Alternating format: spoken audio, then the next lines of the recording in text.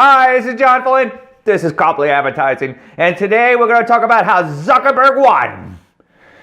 But it never should have been this close.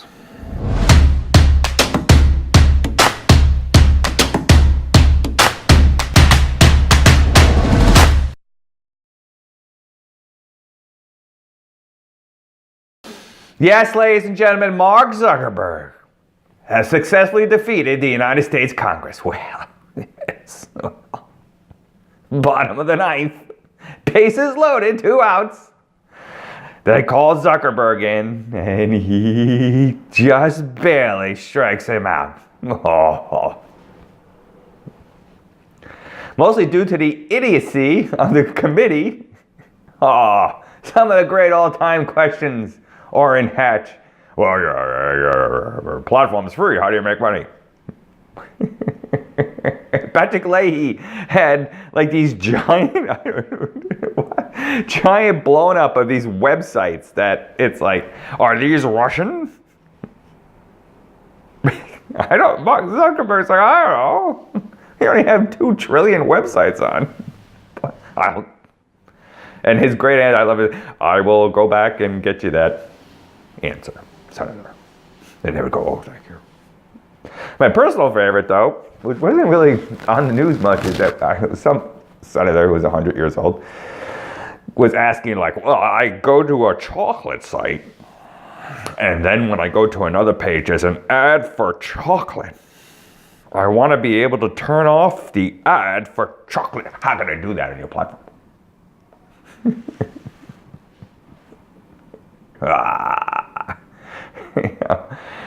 Now, there's some serious questions that need to be answered here, and there are some serious issues that actually brought up. But Zuckerberg, happily answered everything and actually agreed to some regulation, which it looks like that's going to have to happen, especially in the political stuff. I mean, announcing this is a political ad and stuff like that, it's going to be very hard to like split these hairs, but it's a discussion that can be had, and hopefully had in a rational way, because, you know, some of the questions from the committee were like from 1985. You know, it's like, what's a cookie? You know, it's like, you know, what users have and have not. And, you know, I mean, they're going to have to be more transparent, I mean, in the privacy stuff. And, you know, I mean, the European model isn't something I'm really excited about, but, you know, I mean, something that, you know, can be you know, examined. But I think the one thing the committee did come out and understand, at least I hope they did, was that this is a very complex issue. This is a very complex issue. There's a lot of different moving parts here. There's a lot of different splitting of the hairs of what's First Amendment and what needs to be disclosed as sponsorship. And then if you do that here, how are you going to, you know, do that for the rest? Of course, Google's hiding under the table at this point because they got more data than Facebook. You know, and a lot of other content companies. You know, like Tim Cook. You big fat liar, Tim Cook, you know, waving their finger at Zuckerberg. Let's wave the finger at Zuckerberg.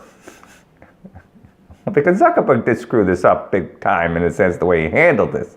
He handled it absolutely horribly, you know, as we said in previous YouTube videos, that Zuckerberg should have, like, instead of like staying in his castle, you know, throwing hot oil on the peasants at the door, he should have like hired the best PR firms in the world and, like, you know, totally formed a blue ribbon committee of Silicon's very best and brightest and some ex-government officials, and like committed to a 3-month study that he promised he would bring like 200,000 pages to Congress and they would go over it in detail, and he was going to revamp, he wanted to work with conference to revamp the entire internet.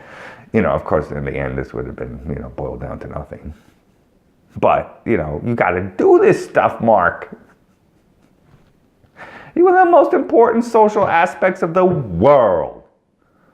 That's another thing. When Zuckerberg was describing stuff, it even got me scary a little bit. In the sense of not so much of the data reach of the audience. That's going to happen. I mean, that's happening. That's not going away. Don't join Facebook. I mean, I'm surprised Zuckerberg must have like bit his lip, because I would have been eventually like, don't join Facebook. No law saying you have to be on Facebook. Why are you regulating me? I'm a company. Don't join. Don't buy my product.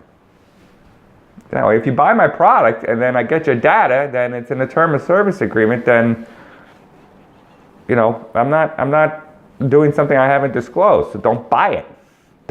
It's free, don't buy it. Go to Twitter. There.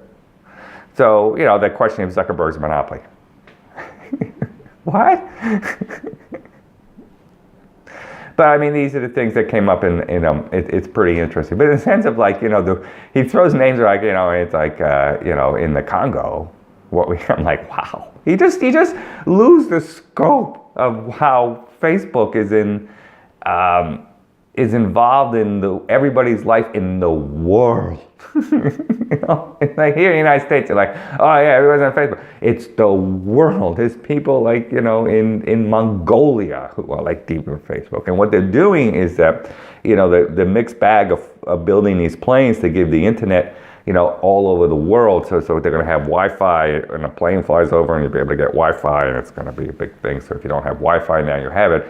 Is a great thing for the world that, you know, the internet should never be segmented to rich people and poor people. You know, it should be segmented to nobody. I mean, if you don't have can you imagine not having the internet? What disadvantage you would have in the world on all levels of your life, professional and personal. But so yes, this is great. But also, I think the business model for Facebook is that they're running out of people. They're literally running out of people in the world who don't have Facebook. So, you know, that's just hysterical. But, you know, Mark did good. Had a nice, like this suit. His lawyers behind him were laughing. You know, everything was good. He didn't blow up. He answered all the questions respectfully. He was very sincere. And if he did this like 3-4 months ago, we wouldn't be in this mess. But thankfully, for all our sake, I don't think everybody realized this was for everybody. If Mark Zuckerberg blew this, we all were going down. Mark Zuckerberg won. But it was almost too close to call.